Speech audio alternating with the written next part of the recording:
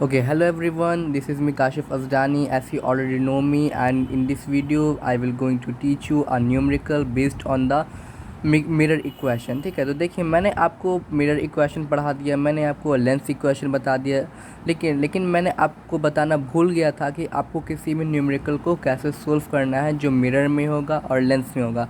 तो आज की इस क्लास में हम लोग मिरर का फॉर्मूला पे बेस्ड एक न्यूमेरिकल करने वाले हैं जो मैंने एनसीईआरटी से लिया है, पेज नंबर 186, क्वेश्चन नंबर 15। ठीक है, तो चलिए इस क्वेश्चन नंबर 15 को पहले पढ़ते हैं, उसके बाद समझते हैं कि क्वेश्चन क्या क्या रहा है। देखिए क्या है, an object of size 7.0 centimeter is placed at 27 centimeter in front of a concave mirror of focal length 18 centimeter.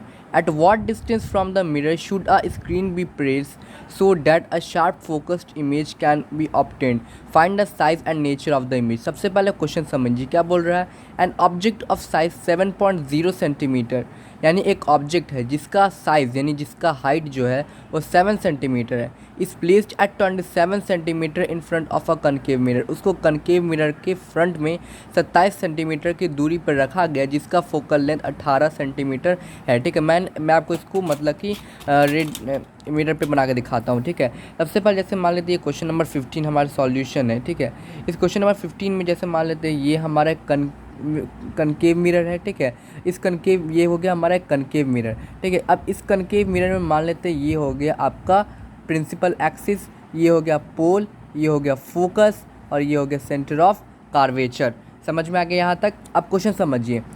An object of size 7.0 centimetre is placed 27 centimetre in front of a concave mirror of focal length 18 centimetre, यानी जो concave mirror है उसका focal length जो है वो 18 centimetre है। अगर focal length उसका 18 सेंटीमीटर है तब रेडियस ऑफ कार्वेचर कितना है, 36 सेंटीमीटर होगा। ठीक है, और यहाँ पे जो 27 सेंटीमीटर दिया गया है मतलब कि कनकेव मिरर के 27 सेंटीमीटर की दूरी पे रखा गया है जिसका फोकल लेंथ 18 सेंटीमीटर है। अगर फोकल लेंथ उसका 18 सेंटीमीटर है, ठीक है, और हमारा तब रेडियस ऑफ कर्वेचर कितना होगा हमारा 36 सेंटीमीटर होगा, और यहाँ पे बोल रहा है कि 27 सेंटीमीटर की दूरी पे तब फोकस और सेंटर ऑफ कर्वेचर के बीच में ऑब्जेक्ट होगा जो कितना जिसका हाइट कितना है 7 सेंटीमीटर है। ठीक है, समझ में आ गया।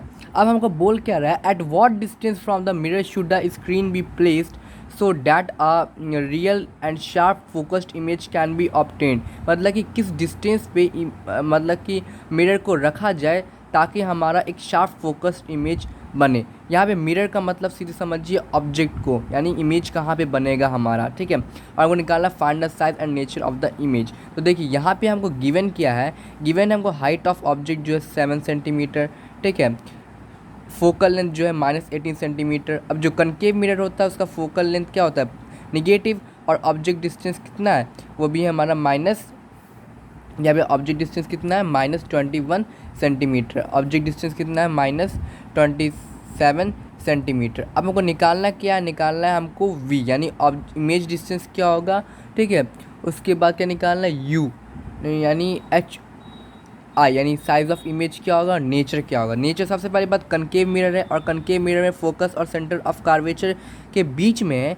तब हम जानते हैं अगर कोई भी रे ऑफ लाइट फोकस और सेंटर ऑफ कार्वेचर के बीच में तो उसका इमेज कहाँ बनता है, मतलब कि इसके पीछे बनता है, सेंटर ऑफ कार्वेचर के पीछे बनता है। तो यहाँ पे मैं आपको बना के दिखा देता हूँ। ठीक है, जैसे यहाँ पे बस थोड़ा सा बना, आप लोग स्केल से ड्रॉ कर सकते हैं। तो यहाँ पे मान लेते हैं इमेज बना। ठीक है, तो वही हमको निकालना। अब देखिए हम लोग जानते हैं मिरर इक्वेशन से कि 1/v + 1/u = 1/f होता है कि नहीं होता है। अब देखिए यहाँ पे 1/v हमको निकालना है, 1/u मेरा कितना दिया हुआ, 1/u मेरा दिया हुआ -27, यानी 1/-27, और 1/f कितना दिया हुआ -18।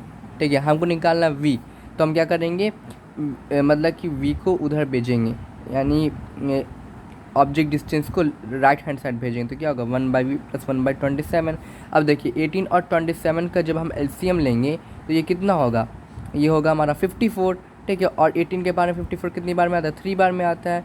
27 के बारे में 54 कितनी बार में, 2 बार में आता है। तो 1/v = -1/54, तो v क्या होगा -54 सेंटीमीटर होगा v। अब जो है v -54 सेंटीमीटर हो गया। ठीक है, अब हमको क्या बोल रहा है, हाइट ऑफ इमेज। हम जानते हैं कि height of object by height of image height of image by height of object जो होता है वो -v/u के इक्वल होता है। तो यहाँ पे हाइट ऑफ इमेज हमारा नहीं दिया हुआ है, हाइट ऑफ ऑब्जेक्ट कितना दिया हुआ है 7 सेंटीमीटर। उसके बाद हाइट ऑफ इमेज कितना है -54 सेंटीमीटर, और हाइट ऑफ ऑब्जेक्ट कितना दिया हुआ है, ऑब्जेक्ट डिस्टेंस कितना दिया हुआ है -27 सेंटीमीटर। तब देखिए HI/7 centimetre equal to 54/-27 centimetre. ठीक, यहाँ पे क्या आ जाएगा -2, तब HI क्या हो जाएगा -14 सेंटीमीटर। अब देखिए आपको इस तरीके से मैं लिखना कैसे है, यहाँ पे क्वेश्चन क्या बोल रहा है, at what distance from the mirror should the screen be place so that a sharp focus image can be obtained. तो हम यहाँ पे लिखेंगे क्या बोल रहा है, at what distance the mirror should be placed, हम लिखेंगे the mirror should be placed at a distance of